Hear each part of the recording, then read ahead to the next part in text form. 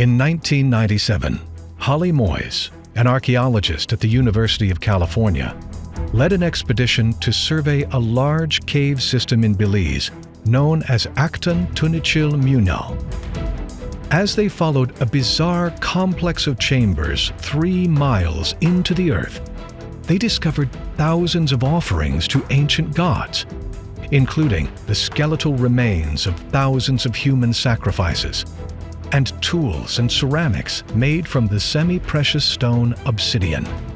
What made this find even more unusual was that as Holly and her team followed the trail deeper and deeper into the cave, it appeared to have no end.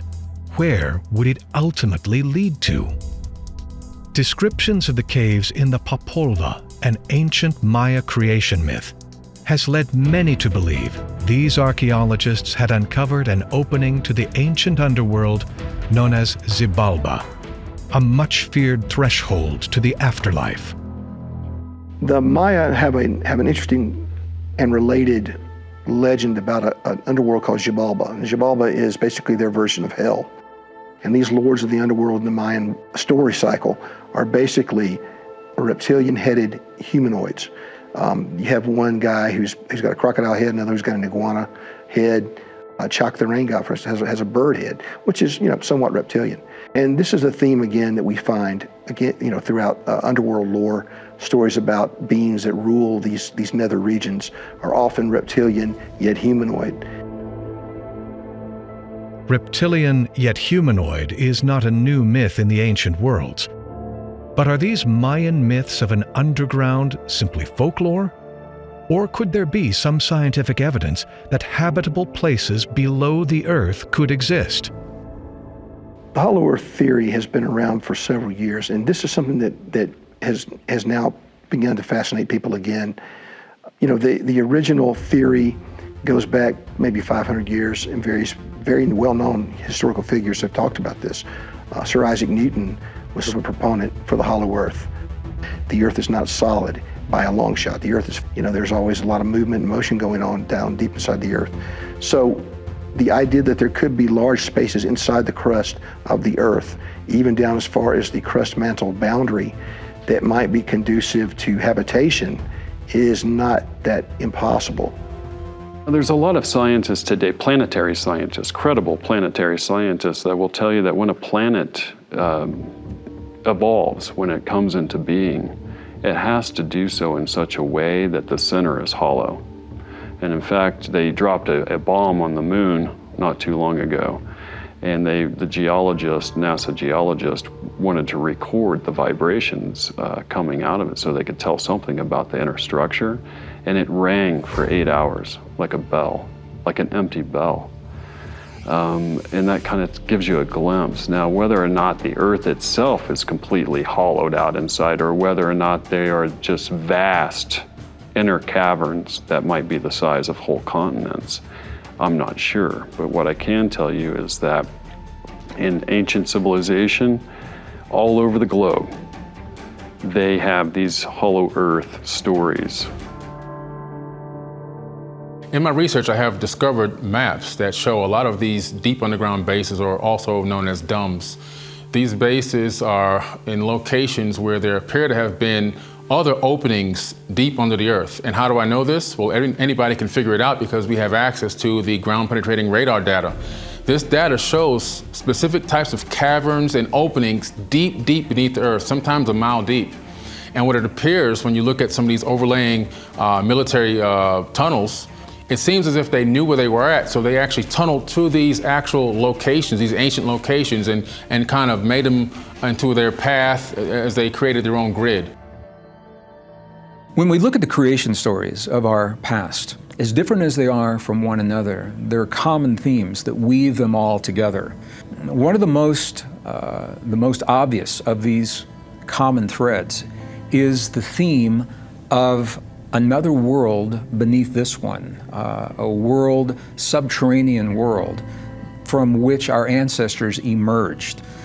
The Mayan calendar, for example, is a circular calendar, and it shows 4 boxes with unique glyphs representing the four worlds of the past. And the Mayas say there have been four previous worlds.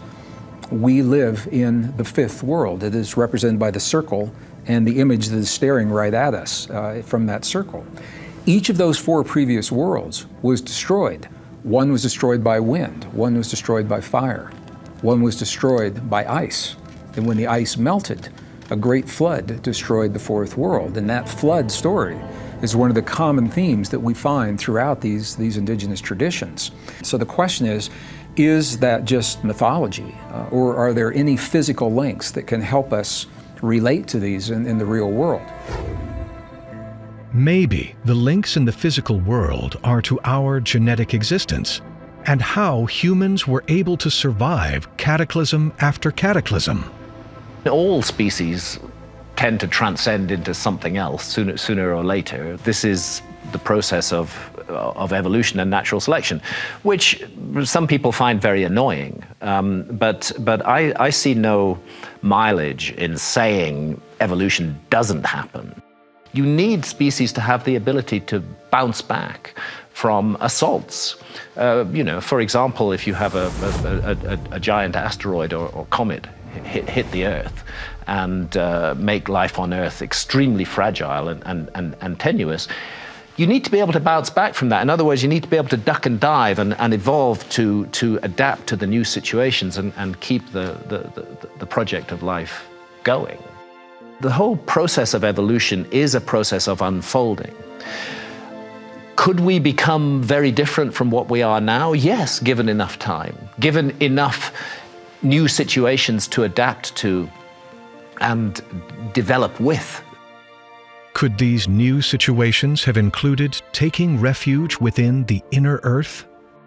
We have the biblical texts about this notion of giants in the old days, and certainly after the great floods and the great cataclysmic events that may have sunk Atlantis, we can only speculate to say that there could be a breakaway civilization that went underground at the end of the last cataclysm.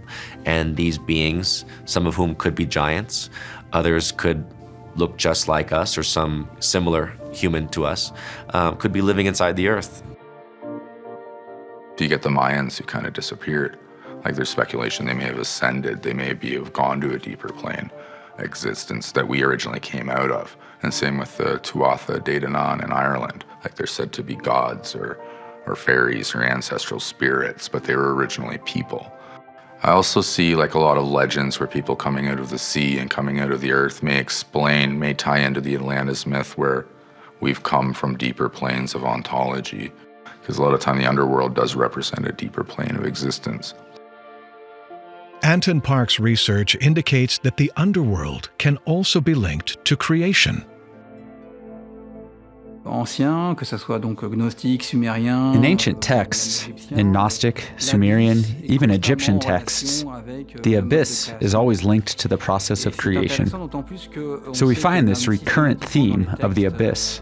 And through the research that I have done, I found out that Enki is the master of the abyss, of the great deep, which also, in some ways, corresponds to the underworld. If you go back to the Mesopotamian creation stories, they talked about gods from the sky basically bioengineering a form of humanity that was already here, creating a more modern form. But they don't necessarily say that the engineering was done in the sky. For example, Enki was also the god of the underwater realms. So there was a possibility that maybe there was some realm underwater or underground where some of this activity was being conducted. And so you have this possibility, at least within the lore, you don't necessarily exclude skyborn gods from gods that lived underground because people had both ideas, that the gods had realms underground, underwater, and in the sky, and they interacted with all of them.